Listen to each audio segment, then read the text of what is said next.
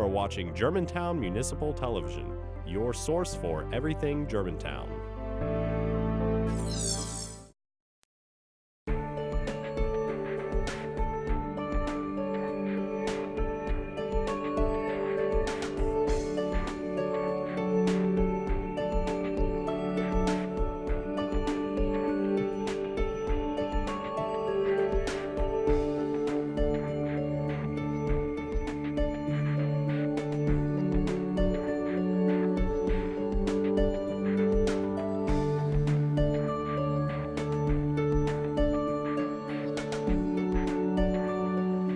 All right, thank you for joining us for Inside GCT, where tonight we are going to hear about our upcoming show that opens on the 4th of December, Miracle on 34th Street, a live radio play. And I am so honored to be joined by our two directors and two members of our cast. And what I'd like for you to do, if you would for me, please, and we'll start at the end.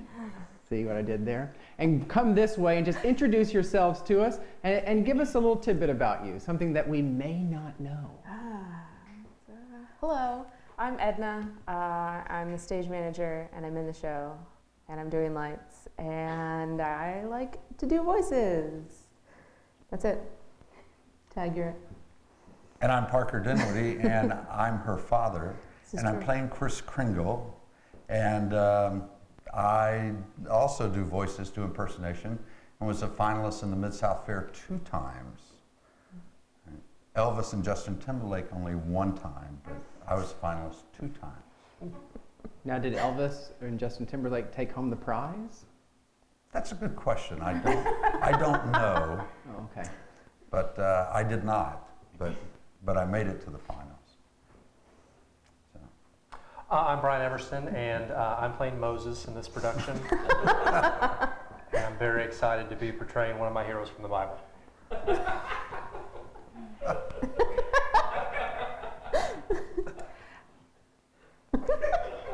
I'm Rachael Everson, and one of the directors, and I'm pregnant. There's that, right? Yeah. That's a tidbit. It's a good tidbit. True story. 2 heartbeats. Yes, there are 2. So, tell me about what Miracle on 34th Street, a live radio play. What is that? Anyone? Well, it's a play that takes place in a, it is recreated as from the 1947 production, which was done because the movie was so popular. They brought all the movie stars back and had a radio play production at the Lux Theater. And so this is a recreation of that. So that's kind of, so you'll see sound effects on stage and all sorts of fun radio type things that if you've never seen a live radio play before, you'll get to see for the first time how they did those live performances in yesteryear. Very good. So, Edna, you said you are the stage manager for the production. Yes. What's the role you play on stage? I am a radio DJ. I'm playing the radio play for everyone. So I'm in the booth, but I'm also playing everything for the audience, the live studio audience. Interesting. So there's 2 different time periods taking place on stage. Correct. Current and 1947, right? Yes. Yes. Very good. And Parker, how did you get involved in Miracle on 34th Street? I came and auditioned, and because I do voices and the opportunity to play Edmund Gwynn, playing Kris Kringle. I mean, after all, it's about the children. I mean, that's what's important, whether they get the toys from Macy's or another store. I mean, it's really all about the children. And I'm worried because times are changing and Christmas and I seem to get lost in the equation. I must say that at the time we cast him, we didn't know he was method, and we apologize to everyone that's been around him. It'll never happen again. I'm hoping by opening night to lose about 6 inches in height as well, so that I'm closer to Edmund Gwynn's I think you height. have to lose about 12 inches. Possibly. He was a tiny little man. Yeah. He really so. was. Now that you bring up auditions, let's talk about that whole process. So GCT came to you, Eversons, Yes. and asked you to come back because you have directed here before. this time last year, right? Yes. That's right. With a really fantastic show, Yes. The Velveteen Rabbit, that Edna was in. Yes. Yes, she was. Really? So see, it's just It couldn't have been that bad. She came back in. That's right. I guess. You know, Felt bad. we don't learn from anything here. And so you were asked to come back, and we gave you this Christmas play. And then talk us through that process. What happens next? Or what happened next? Words are hard. Well, so we were asked about this particular show, and we listened to it back during spring break, so back during March, and we actually downloaded the original live radio play to listen to. Again, Christmas show, listening to it in March. It was fantastic. But while we were listening to it, we also figured out that if we were going to take it on, we also wanted to kind of sandwich it with what Edna was talking about with the whole DJ look. So we wanted there to be like a prologue and an epilogue. So we wanted there to be a reason why this show was being played. It just made more sense for us to have a reason behind playing the show rather than just, okay, here's the Christmas show and there's no real introduction to it. So we wanted there to be an introduction. As far as that's concerned, Brian took over, started to create the script, and of course, he had me look at it, and I of course, like, okay, pretty much everything. So he did a really nice job.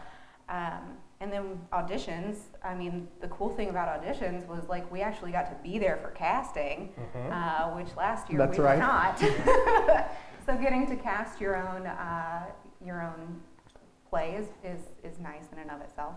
I'm gonna stop talking now, and you can take over. I think the concern when I got the initial call and we discussed it was we didn't want to be people standing at mics with scripts and just reading. I don't think that would be very engaging for a viewer.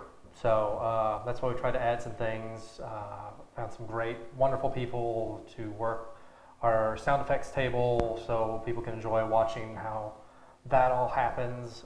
In movies today, this is how they do it. So if you've seen a movie, there's people behind the scenes that are going to be doing the things that you actually get to come and see live every night. So it was just important to kind of add a little bit of something to it. So me as a theater viewer who enjoys watching theater, I didn't want to be bored or want people to think that this would be a boring production to come see. Because when I first thought radio plays, like, oh, they're just going to stand in front of mics and read, and that's not really what I would go see. So we tried to make it something more than that, while keeping the integrity of the show itself. Of course. And along those lines, we incorporated some professionals in the sound department. Who are those people? Bob Arnold with Chatterbox, who that's what they do, has produced these radio plays themselves. I forgot, it's like 2 a month, I think, is what the number I saw. So they are experts. They're the only people in the area that I know that actively continue to do this. It's really kind of become a lost art. So a lot of the equipment that we use to make the sound effects, much of that was found by them or provided to us by them? Either provided or they told us how they would produce those particular sound effects and stuff. So yeah, they've been invaluable in this as far as helping us get that set up. And we actually have some people in our cast who have some experience working with Chatterbox that have brought that expertise to us, which has been wonderful as well. Tell us who's in your cast. Okay. I'm not good at names. So there's the lovely Edna and Parker that are over here. We have Abby Staley, who is back from last year. She was in Velveteen Rabbit. She didn't learn either. She did not, but she is adorable. And she was willing to play with us again this holiday season, so we thank her parents for that. We have Courtney Noisette, who is a student over at Houston High School, but you wouldn't know it. She's very professional. We have Zach Williams, and Zach has actually worked with Chatterbox before. We have Chad Hoy, who is a theater teacher over at Overton High School. We have Michael Burchard, who is phenomenal with voices. He's been very fun to work with. We have yeah. I was going to go to him. Yes. Okay. Marcus. We have Marcus Bellamy. Mm-hmm. Did I pronounce that right? Sweet. We got thumbs up. Although I should have butchered it on his behalf because of things. But he also transitions between the prologue as well as the radio play itself. So that's a fun little bit.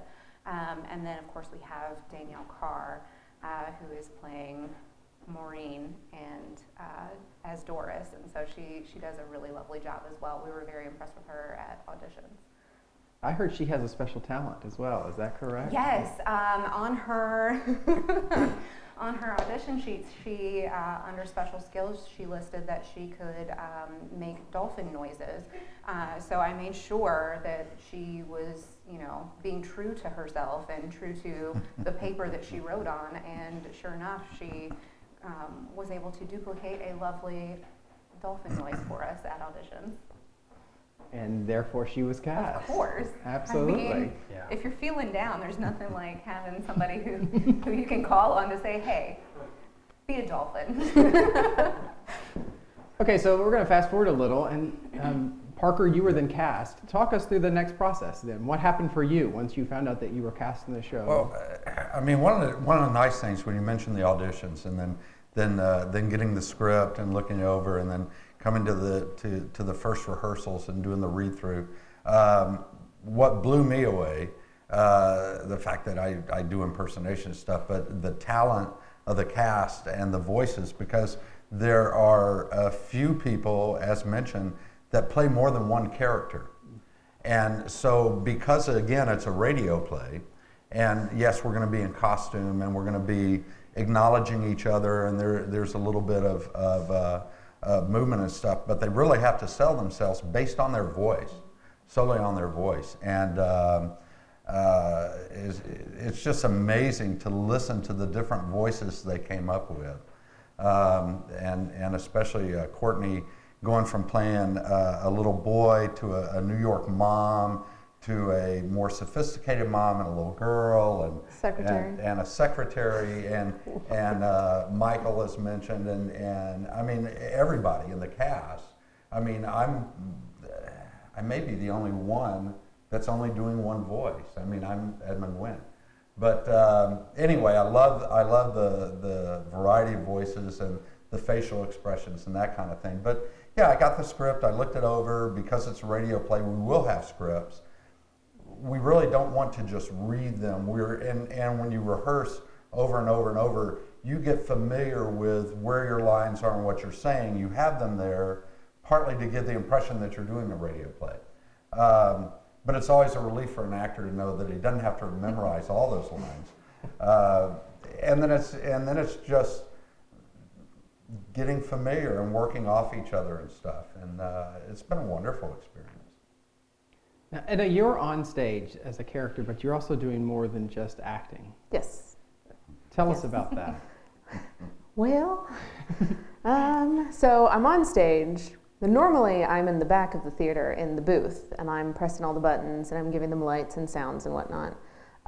For this presentation, I will still be in a booth, but the booth is on stage, so I can't nod off or anything. I can't start doodling or eating pretzels. I have to pay attention again. But I'll be on stage, but I'll still be pressing all the buttons. And then between now and the Sunday after Thanksgiving, I will have also rigged all the lights for the show and set all of that up so that we can actually see what we're doing. So I'm in it. I have lines I have to memorize. I'm stage managing, so I have to herd all of the cats during rehearsal, and I'm designing the lights. Wow.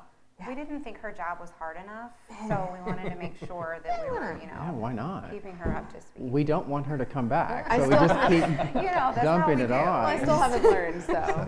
That none of us have, clearly.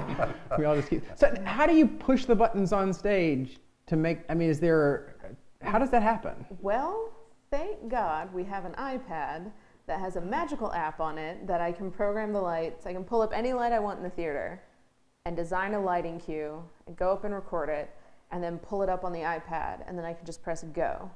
Wow. And then magic. From anywhere. From anywhere. Wow, that's pretty neat. Yeah. That's pretty neat. I'm very much excited about that. Me too. Yes. Yeah, it's gonna be great. Lighting designing will be so much simpler. That is right. Knock on all of the wood. That's all of it. One of my favorite questions to ask at this point in the process is, tell us what we see around us, because I know that we are not quite finished building your set, but what is this? What are we sitting on right now? And how did we get to this? Well, this is wood. These are here. I knew chairs. that was coming. Yes, and chairs. And yeah, there's all sorts of things. No, this is our radio booth right here. That's where I'll live.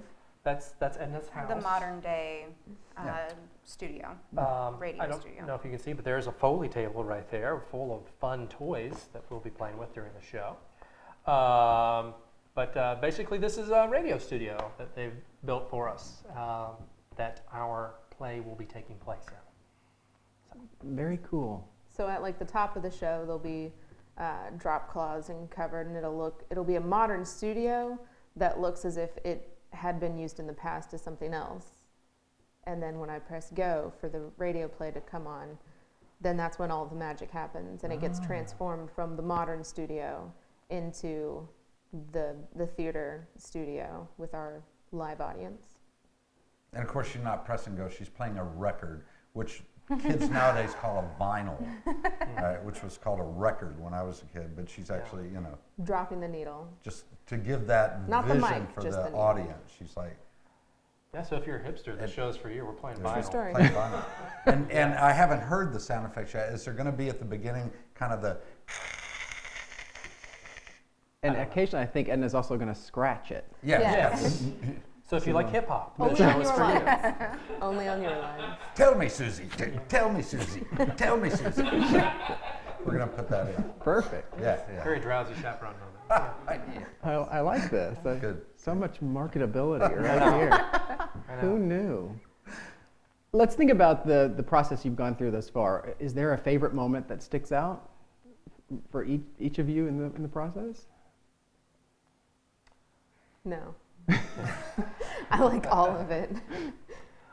I'll go first. My favorite moment was when we had our first read through, and I realized that this wouldn't be a terrible production because of the cast that we had assembled and their skill and quality when they came to that. Because up till then, I was like, I don't know if this is going to be very good. But after that, I've been fine. At least he's honest. That's why we bring you I back. swear. I really like that there are times during rehearsal where, because I have to keep book, even though the actors are also reading their scripts, I have to keep track of the lines and the props and all of that stuff.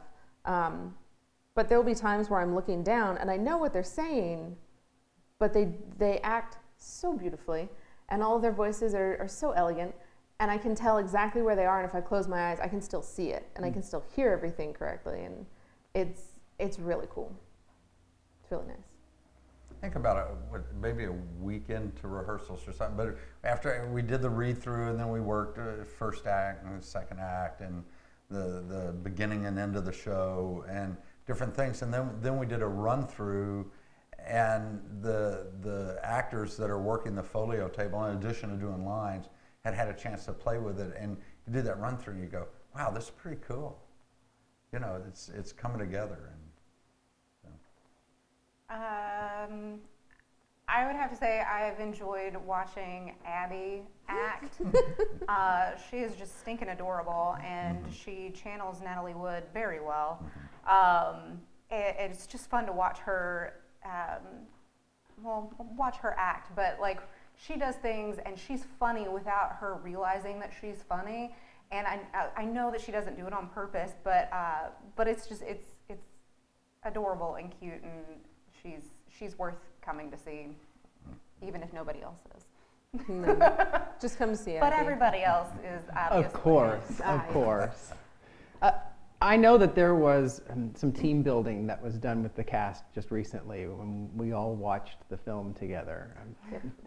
Talk to us about watching the film that you were doing a radio play of. What emotions did you feel? Did you pick things up from that?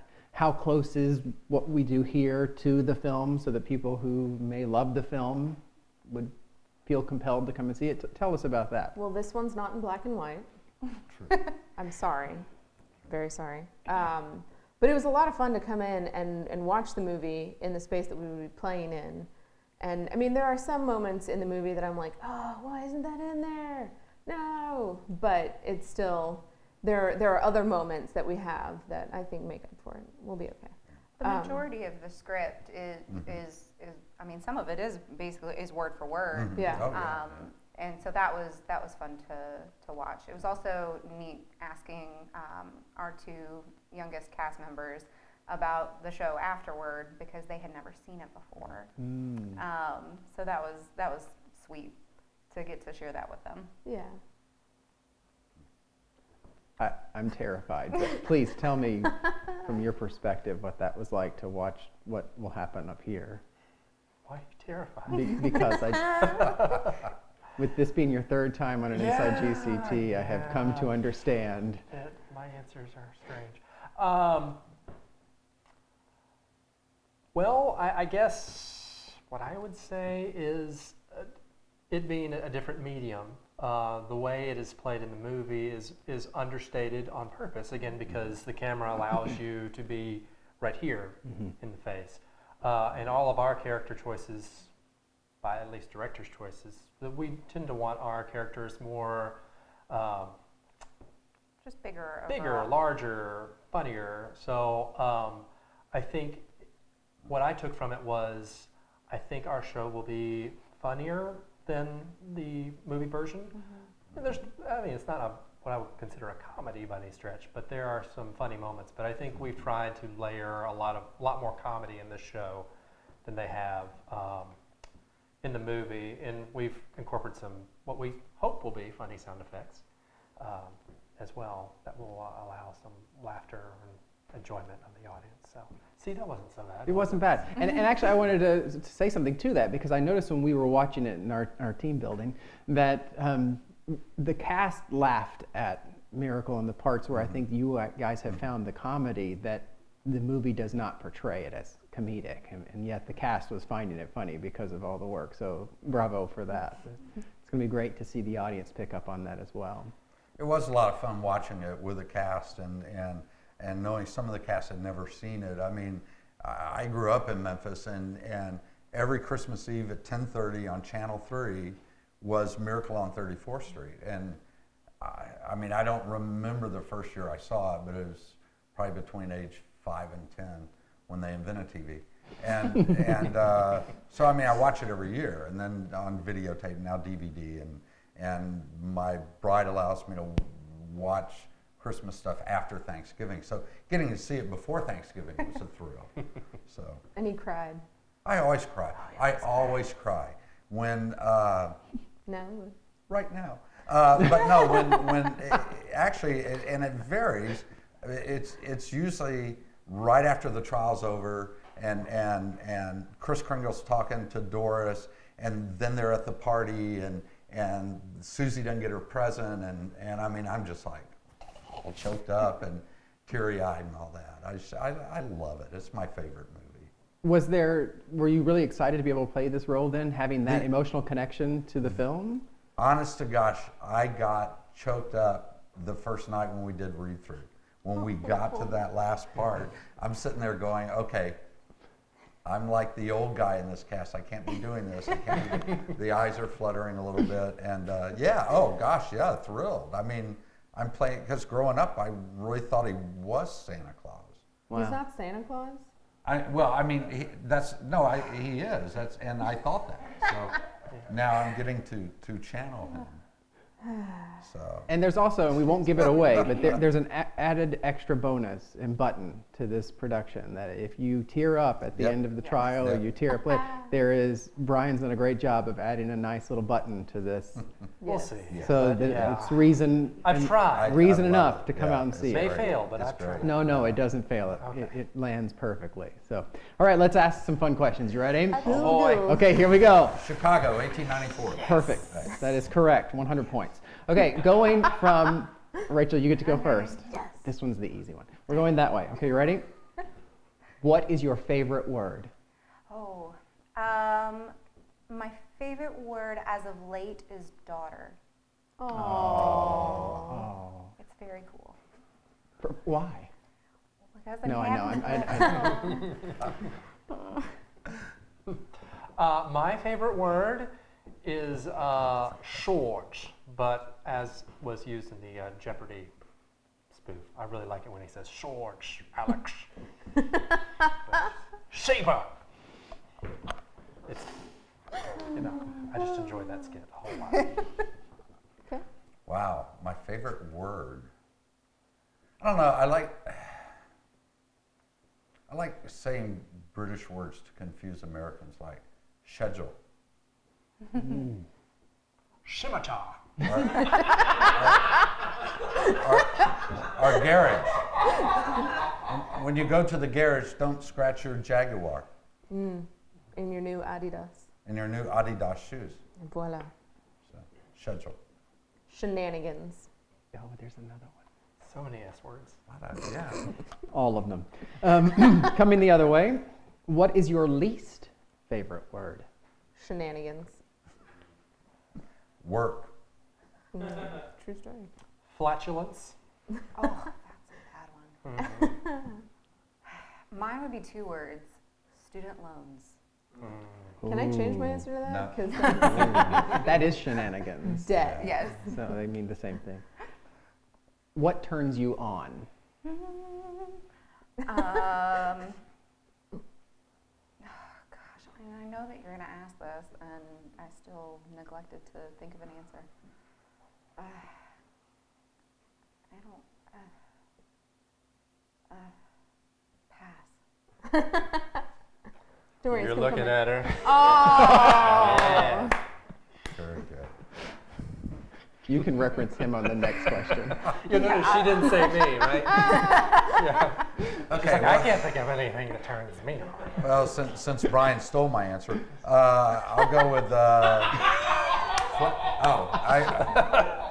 Please remember your daughter's here too. Please, Dad. Okay. I'll go with Christmas. Nice save. Intellectually, spiritually, and emotionally, what turns me on is life. I'm going to start down here. What turns you off? Flatulence. I knew that.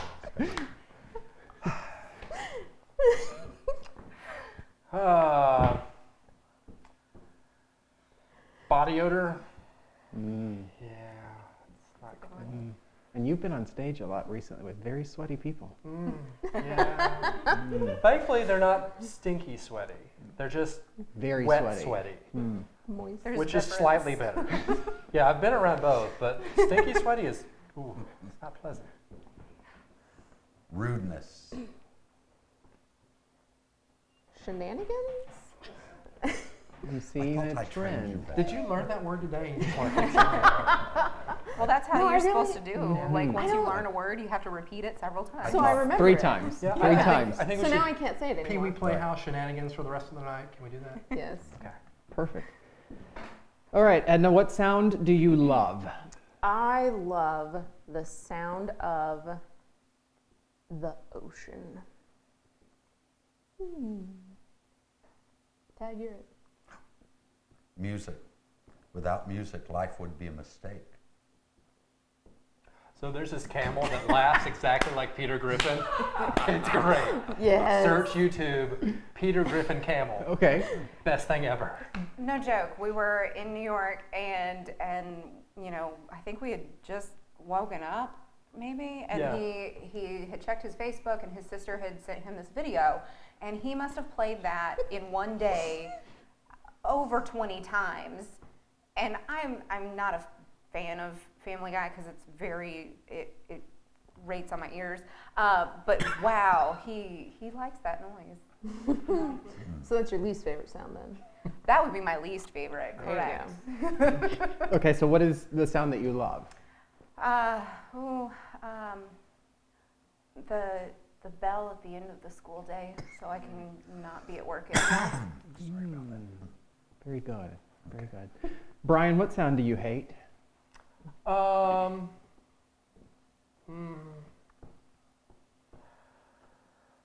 I'm not a fan of the phone ringing. I just don't like that noise. Or alarm clocks. Either one.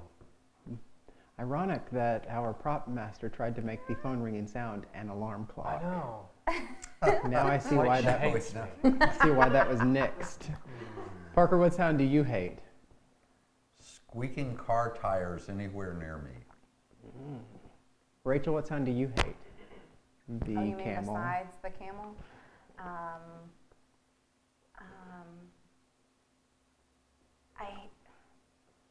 I hate the tone of my name being called by my students when I know that they are trying to get out of doing something.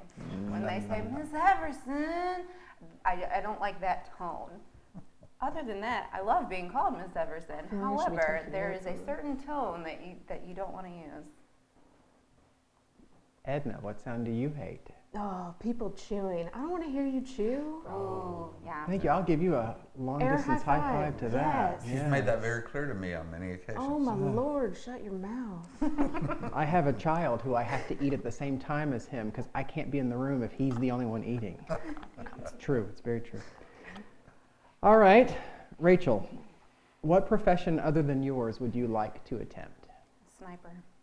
Yes, that's awesome. Edna, what would you like to attempt? I want to be a voice actor. Or a spy. That'd be better. I'm changing it to spy.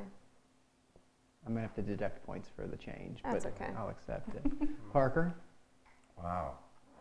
I mean, the two that I always wanted to do, I got to do. So, Retired? Is that a job you want? no.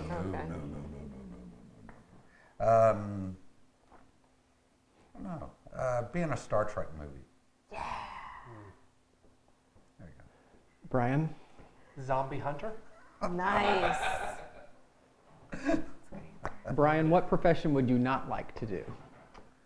Zombie. True story.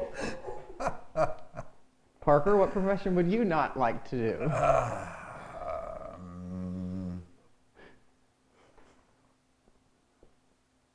Don't hurt yourself. I don't know. You didn't tell me he was going to do this. Surprise. What don't I want to do?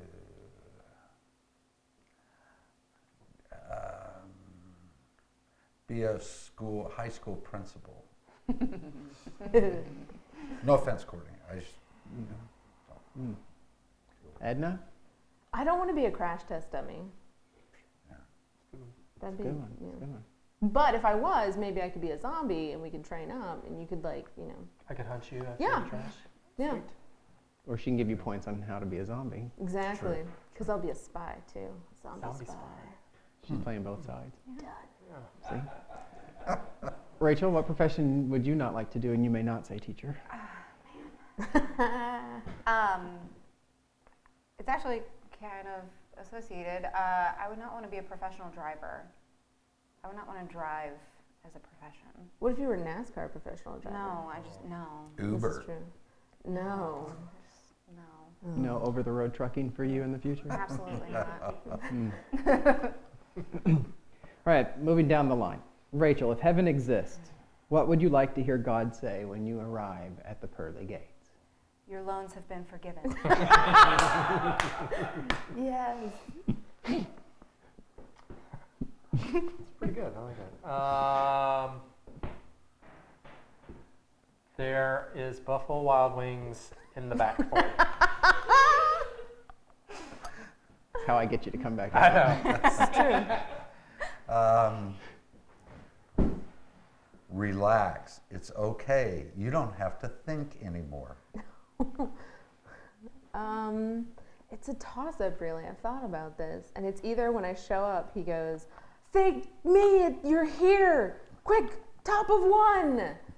And then just do like a show of whatever. Or have me show up and just be like, "What up? Let's go get a drink." Okay. What up on the skillet? Chillax. Have a hammock. I like that. A puppy. It just keeps going. All of the things. All the things. And my student loans are forgiven. Word. Word. Well, thank you all for joining us tonight, for joining me tonight. And what I would like to do is give a toss-up to go down the line in either direction, makes no difference to me, and into that camera, tell the audience why they must come see Miracle on 34th Street, a live radio play. In one statement. You've never seen anything like this before in your life, and you're gonna love it. Ooh, the bar has been set high. All right, Parker, you're up. Don't cry. The small child in you will enjoy looking back and remembering what it was like when you were young and learning to believe in Santa Claus. Okay. If you don't come, Santa will die and you will get no presents. That too.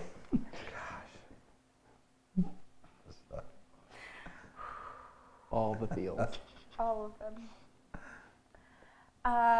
You should come and see the show because we have several very talented cast members that are going to give you several different voices, and you can pick your favorite. Oh, well done, well done. Miracle on 34th Street, a live radio play, opens December 4th at the Germantown Community Theatre. Tickets can be purchased at the box office at 453-7447. Thank you.